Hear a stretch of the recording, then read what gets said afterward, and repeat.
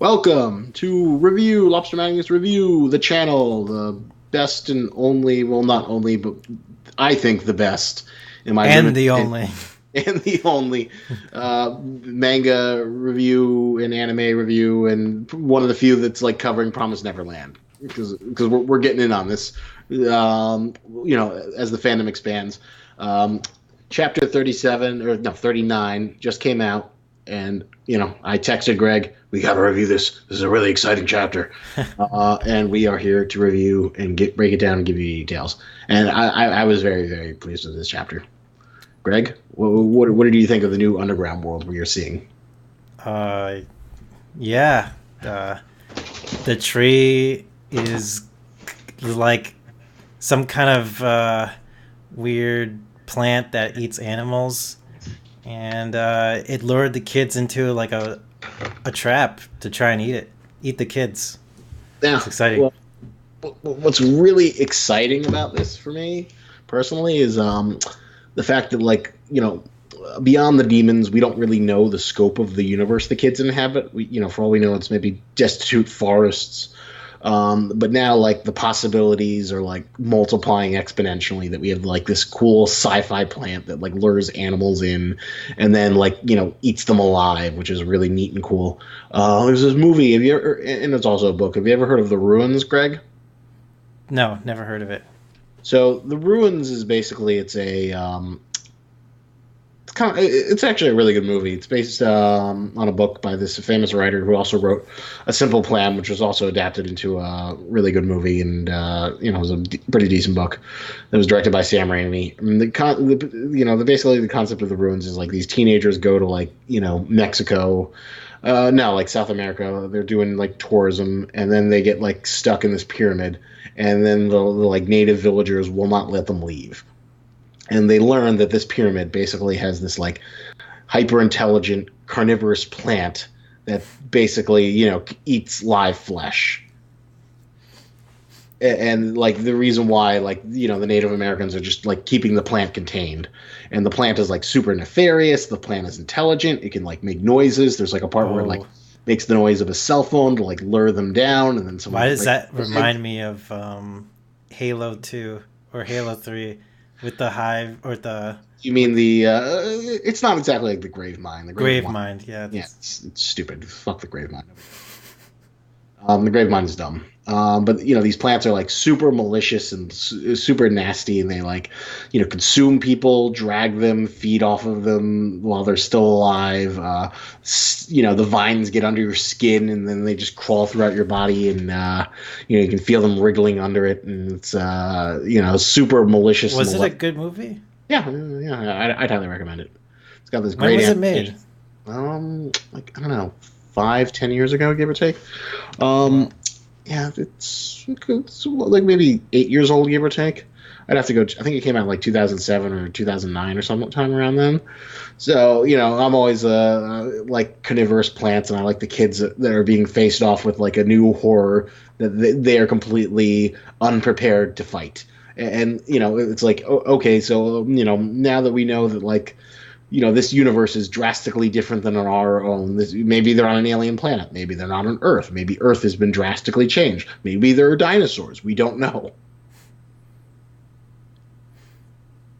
Which is yeah, like super exciting, just because basically the sky's the limit now. and I like the positive spin at the end with Emma. She's like, "Wait a minute, I read this in a book before.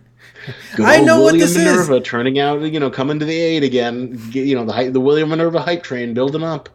Yeah, William Minerva is actually helping them navigate the real world Yeah, in a in his crazy little adventure books, which is all hidden code of like, how do you fight a carnivorous plant monster as children?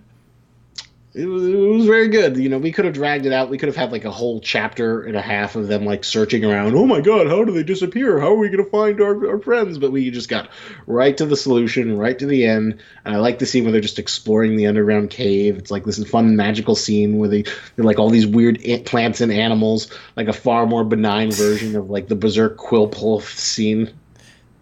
Oh yeah, it is a more benign version of the Berserk Quilpo Yeah, thing.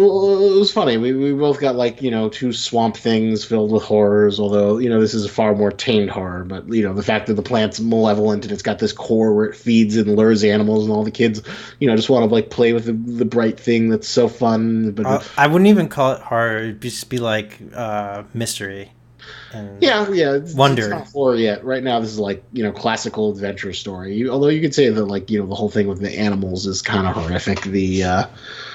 Seeing the animal carcasses, being devoured alive.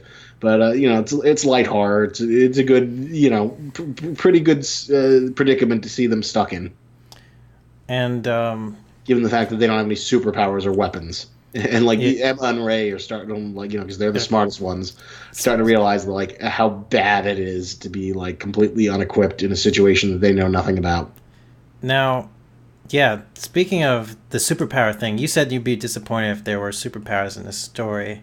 Yeah, Uh, I just want them to use. how supernatural do you feel like they should allow themselves to go in this kind of manga with their plant and animal life in like the rest of the story? Because like I, it seems like it's getting a little bit fantastical right Well, now. it's Like getting more science fiction-y. That's for yes, sure. Like we're seeing like more and more heavy science fiction like creep into the series, and most of like the technology has like been comparable to our own as far as we know. But now it's like kind of growing a little bit more crazier and science fiction-y. Like the pen having like a holographic display with like the coordinates was pretty freaking sci-fi-y. yeah. But And it feels like would you say an animal that shoots lasers out of its eyes would be too much? Um, a little bit. I don't know, unless it's like a cyborg or something. Maybe As, then I could accept it. But I like the fact that they're like dangerous animals and ecosystems that the kids don't know about it. And there could be dinosaurs, there could be velociraptors hiding in there. We don't know, man. I'm just wondering what the difference would be between like an animal that shoots lasers out of its eyeballs and the kids having superpowers. Oh, Like I how guess fantastical the because story like you feel like should get. because it's been established the fact that like the kids are really smart and their smartness and cleverness is their superpower. That's why it feels wrong for them to get superpowers. But because so little has been set up in terms of like what the scope of this universe is. That's why it feels rewarding that you could have laser animals or cyborg animals or weird beasts and cool monsters and dinosaurs or whatever because we're in like this sci-fi alien environment. Mm. So that like is completely open and it won't contradict with anything we've seen so far because everything we've seen so far has been kind of vague in terms You of like what the status of the world you is. think the environment can go to other extremes, but just not the kids, not the kids, Just and not the kids. okay. Yeah, if they get like superpowers or like their own version of Nen or chakra, What if that William Minerva had Nen or Chakra? Maybe that's well, how he communicated to the kids in the books and oh used god. his ninja Nen scrolls to like transfer his knowledge to Well, the right kids now in we Morse know code. his superpower is whatchamacallit, freaking Morse code, or maybe it'll be like And Logan. knowledge. Yeah, you saw Logan, right, Greg? Yes. Where they want to go to the coordinates where they believe that the mutant refugee is, but it's actually just shit from a comic book. Yes. I thought that was really clever in Logan. So maybe William Minerva will have been dead for hundreds of dozens of years or something, and that's what they're going to go to. But they'll see him on the videotape, and that'll be like the kids' tool for kind of like getting to the next level. Right. Yeah. That would actually be cool if William Minerva actually ended up dead, or he was dead like years ago, and they showed up and he's just like, you know, it's just all of stuff in like Yeah, some holdout in the so wilderness. some base or secret or William Minerva Jr. and he becomes like the new Norman. Oh, yeah, maybe.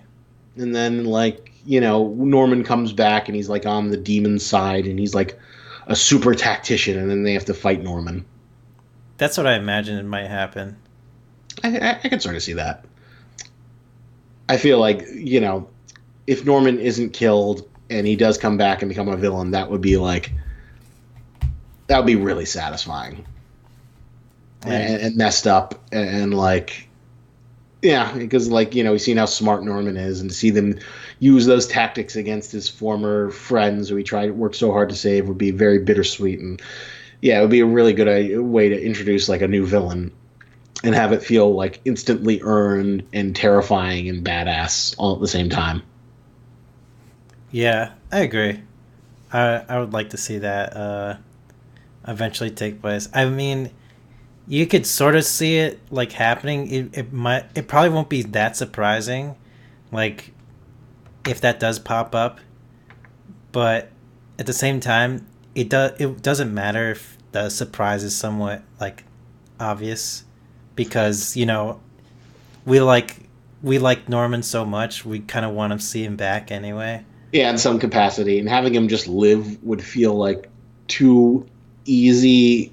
Um, it felt like all the stuff that we went through with his death thing and him walking to his death would be unearned. Hmm. But the idea of him somehow being converted as like one of the co-conspirators with the demons would be really really cool and badass, and it's the kind of thing that leads to like really intense drama, and like it makes an instant bad guy who's like awesome and top tier without much effort, as opposed to like introducing some new character and having to set them up and whatnot. Yeah, I can see that. Hmm, for sure. And seeing Norman back would be like, oh my god, Norman's back, and then oh. But I'm excited. They have the situation they can't like light the plants on fire because that'll put them in a terrible situation and have them be uncovered by the demons potentially faster. So I'm really curious to see like what mechanism they have to like get the hell out of there. Yeah. I'm sure the plant will have like some sort of weak point and they have to like throw a rock in it or some shit or like tear out its like core processing root, which is like the stem of the plant. And they'll have like some Whomping Willow from Harry Potter where they just have to push a point and that lets them get out. Yeah. Well, we'll see what happens in the next chapter. It was definitely a very exciting chapter. I was very pleased to see the how things are moving. I feel like the scope of the Promised Neverland universe is expanded exponentially. And it was pretty tastefully done, in terms of like the plant didn't have a face, it didn't have like some piranha plant design. It felt sinister and kind of grounded. Yeah. And it kind of, the artwork a little bit reminds me of something Berserk, with like, this would be like a Berserk kind of plant that would go after the adventuring party in Berserk in some Yeah, ways. there's like a lot of fun and wonder where they're like just underground and they're seeing all these weird moth creatures and animals and this childlike wonderment of like, oh my god, these shiny plants, this is so cool.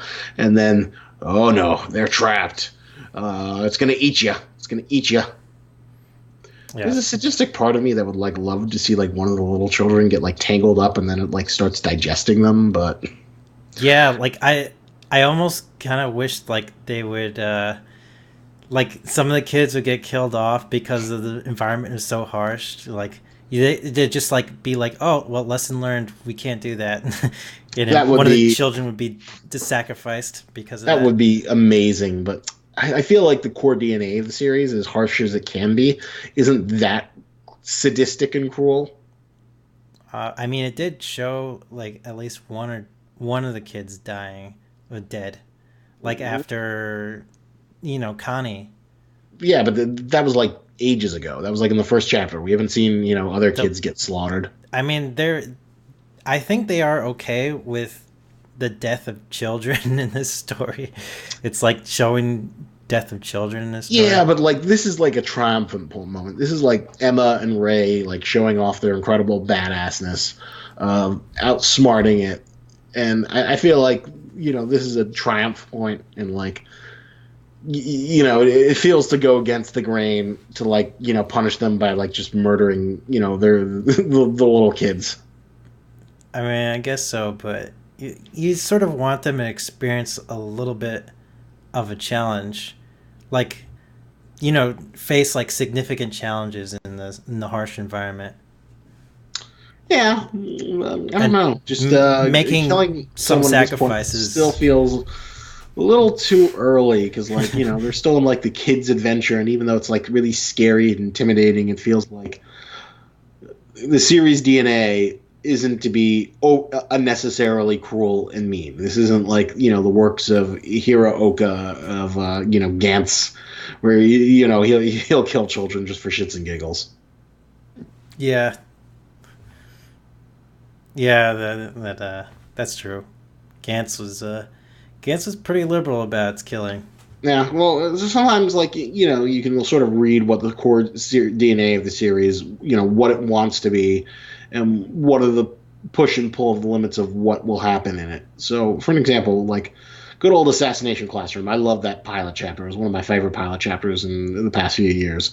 But it implied that like the octopus guy Kuro Sensei was like much more crueler than he actually wound up being. Because there's a scene where he says like I agreed not to hurt anyone in this classroom, but that doesn't mean anything for all your friends and family. I could kill them in an instant. And he like runs off and he gets the like nameplates of all like the family members of like the bullying students. I'm like, yeah, I like this. This guy's like, oh, he's goofy, but he's got this like really mean, bitter streak. But that never, something like that never happened again. That was just for the pilot chapter. Hmm. And ultimately, the series kind of wound up becoming this very sweet thing about Kuro Sensei being like the ultimate teacher who supports each and one of every student so they can reach their ultimate potential, and kind of being this big charming thing about as he teaches them to grow up into the people they want to be. And that was ultimately what the series' true DNA was. It wasn't supposed to be this edgy thing about this like hostile teacher that like tries to threaten friends and family of his students to teach them or get his way. As much as I would have loved that. Hmm. And I feel like Yeah. the core DNA, despite this being a very harsh universe, doesn't. And the fact that Norman gets killed off screen and Ray was like about to like light himself on fucking fire. Pushes things to an extreme, but doesn't. But so far, it hasn't quite gone over the edge. And I don't know. I just can't see like some little kid like wandering off and then getting like torn up by wolves. I mean, but the thing about the first, yeah, hmm. It makes me wonder though if they will go over the edge again once more with like from starting from the pilot chapter where they showed a kid that was dead, you know, after they harvested her, I guess. Yeah, we still don't know what like the. That's what I want to know. I don't know if they're a little how they actually like euthanize them. What the process is? Is there like a chair they stick them in? They stick them in. How do they actually kill them? Is there a demon that like sticks that like clove flower thing that they seem to love so much into them? Like what exactly is I, the I process? bet you that the artist hasn't even fully thought of that yet. I just think he likes the idea of like, there's a flower growing out of them after they die. He just likes the artistic Seasoning? appeal of Is it. there some sort of thematic purpose to it that we don't see yet? I'm still not quite sure. I mean, it looks cool as hell though. It does look pretty cool. There's still the payoff we want to know in terms of like when she like leads Norman to the euthanization room, and then like we're kind of like curious of like what's in there. Yeah. Yeah. If Norman is euthanized at all. If he's dead, because like no body, he could still be out there as far as we know. Mm-hmm. I'd say I give this chapter a 9 or 8.5 out of I 10. give it a 9. I Yeah. was very pleased. Like, I think this is a really important point for this series and its lifespan. Like, we need new iconography. We need new locations and settings, and we need to learn more about this universe. And this did a really good job of like giving us a small sense of like how possibly big the Promised Neverland universe could be. Yeah. And now it's not just like little kids in an orphanage with their same outfits. It's kids who are fighting carnivorous plant monsters. And, what does that mean? Are there giant lizards? Are there wolves? Are there mutant spiders? Are there, weird H.R. Giger monsters that are out in the woods? Are they even on Earth? Has the Earth been radically changed because of the demons? And what have the demons done to the Earth? Why are they in a primordial forest? There's so many like wonderful context questions, while still feeling true to the spirit of the series. It was a very, very well done chapter, and the fact that now we know that Promised Neverland is a universe where giant child eating trees exists.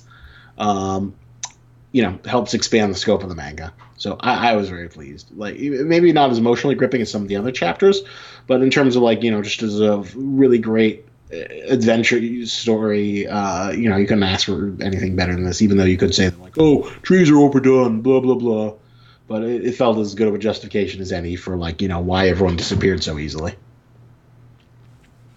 Yeah, I thought it was gonna be like they meet up with the resistance right away. It connects with Ray's saying of like, analysis of like, why are there no animals like running about in the forest at all? And so the forest actually eats animals. So Yeah. In this part of the forest, everything is their enemy. yes, but yeah. Besides that, it just seemed like it's like a short little adventure with the tree trying to eat them, and not much in terms of like the overarching story. I Yeah, feel. I can see why you like maybe knock a few points of that. In that regard, in the terms of like it's a really simple self-contained adventure, but to me like what's exciting is like basically like we're at the point like just imagine if we were at like Hunter x Hunter and they were in like the Black Continent and they were like Oh, discovering the seven cataclysms and they were learning about the incredible harsh environment that's been hyped up for so long now. It would feel like an amazing payoff even if we're just getting these self-contained adventures. yeah, I could see that. I mean, there's a little bit more hype to the Dark Continent with Hunter x Hunter than here. You know, Oh, because we've but been anticipating to see the Dark Continent for a while. um I guess though for me it's a little more exciting here just because like we have no idea what we're gonna see and it can be anything and like you know it's exciting to see that the series is at a point where we're gonna see new things, we're gonna see the universe expand, and who knows, maybe like conventions in the future we'll be seeing like people dress up as the tree. you want people to dress up as a tree that eats the children. Oh, Maybe what if that would be something, that there would be would be awesome, like a something like the parent that tree. has like a bunch of children on like root leashes? Yeah. Or just like someone's like a giant tree, and then they have like little plushies of all the characters, and they have like the roots are sticking out, and they just have them like entangled into it. Oh my god, that'd be pretty funny. That would be hilarious. I don't know if the tree's gonna like. My guess is they'll figure a way out of it in like the next 2 to 3 chapters, and 3 chapters at most. Um, but it's a very exciting point in the story. I think they'll get out of it next chapter. We'll move on Yeah, to the next thing. yeah. That'd be good. They get out and then like we get like a 1 page like teaser of like the demons have like dogs and they're like hunting them in the woods and then they brought Isabella with them. It's like you raise these goods, you know how they think. Yeah, that'd be pretty cool. Maybe she could ride on one of the giraffe demons. You're obsessed with those giraffe demons. They were so effing cool. I hate it when like something that's like so cool like appears on for like 1 second. You're like, what is that thing? What is the story behind that thing? I want to know what it is. What is the deal with it? And then it's like, oh, poof, it's gone. No context. Yep. Goodbye, giraffe demons. But I really did enjoy the giraffe demons, and I hope we see them again. It would be a shame if they were just for that one panel. Well, maybe we'll see them next time.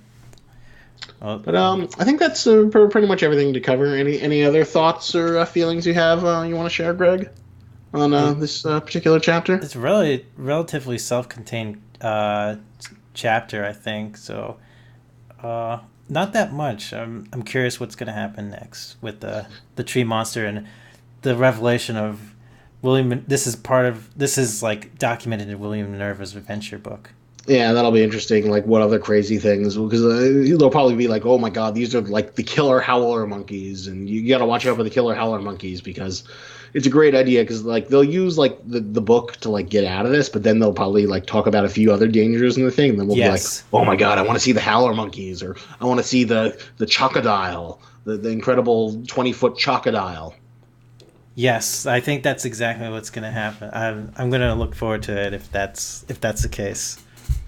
Yeah, because it'll give us like more something more to look forward to. Although there's one little funny art inconsistency where like there's some pages where Emma's got like the bandages on her ear, and then some other pages where she doesn't. Really? Oh, I didn't even catch that. Yeah, yeah. Go to like page 19, and you'll see they have like one panel where she has like both ears on, and then I think page 14 they have another panel where she like. Sometimes what happens though with manga is that like because they're on such a tight deadline, little inconsistencies like these might appear, but then they just fix them when they like do the volume when they put it as a Toboken volume where they collect all the chapters together. Holy shit! You're right. I just noticed that. Oh my god. That They should feel bottom bad. left. What the hell? The bottom left panel on page 14. She has both ears. Wow, that is really. Jeez. That really throws me off. Yeah, well, you didn't notice it. You wouldn't notice it unless I put it, told you. But come on, man, you got to step up your game. You got to keep it consistent, man.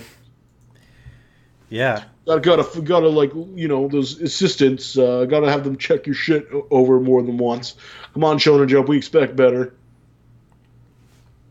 But it's like a minor, dumb, pedantic quibble. I mean, it's understandable. Sometimes an artist will make a mistake like that. Oh God, there's this one. I'll have to show you after we're done with the video. I'll send it to you. There's this recent chapter of My Hero Academia where like the art took like a huge downturn from like what you normally expect. It just kind of like looked like these scraggy sketches, and then Kind of like the Hunter guy. No, yeah, it was like not quite as bad as like the worst of Togashi, but it was like pretty bad. And then the week after, the poor guy was hospitalized. So I was like, he probably like pushed himself to get that chapter out, and then he had to like, go take a break, considering how grueling being a mangaka can be. Or maybe he was just beaten half to death after drawing that by the the head mangaka or whatever. No, I think the main guy was just like really tired and had a bad week and he had to go recover. No, so he's just like really sick while he's drawing that chapter, I guess. Something like that, or he got sick from like the stress of drawing it and just that the stress of the My Hero Academia merchandise machine and the anime and all the hype of living up, of taking on the throne was just too much for him. Maybe. I don't know. Well, I guess it's far less worse here than the stress led to you forgetting to put little patches on your ear. Yeah. But yeah, I'll send that to you. But I think that covers up everything. 9 out of 10, 8.5 for Greg. Good chapter, very promising. I'm really excited. Of course, really can't wait to see the next one and learn more about the tree monster and William Minerva's journal. Comment, subscribe, do all that good shit. As you can see, with these we got like slightly better-ish thumbnails. Everything's improving by little baby steps as I bring this channel on par. Maybe someday I'll be recording in a place where the light doesn't fucking turn out after like 5 minutes. Yeah. But maybe you should just get a lamp or something. Yeah. Tiny little lamp. Well, see you guys around. Hope you enjoyed this video. We'll see you next week to discuss more Promised Neverland. All right. Take it easy.